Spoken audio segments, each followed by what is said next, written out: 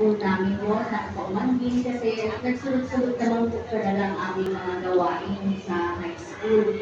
So, ngayong araw po, dahil kami po ang tumatayo, yung mga nandito dito ay mga tumatayo ELECOM, Election Committee ng paaralan ito, kaya po kami nandito. Pero with the presence, syempre, ng aming mga opisyales ng SPPA na nandito ngayon.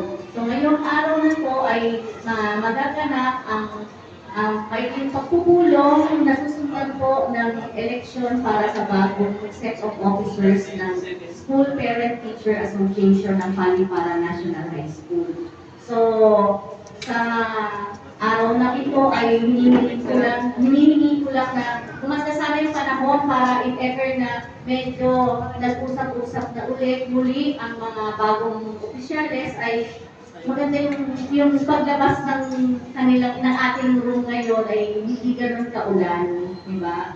So sana po hinihiling ko ang inyong presensya, presence of mind, ang ating puso, dahil ito naman po ay hindi para sa amin. Itong eleksyon na ito na gaganapin ay para po sa ating mga anak na nag-aaral dito sa Paliparan National High. So muli po, isang magandang umaga at kaulang umaga sa ating anak.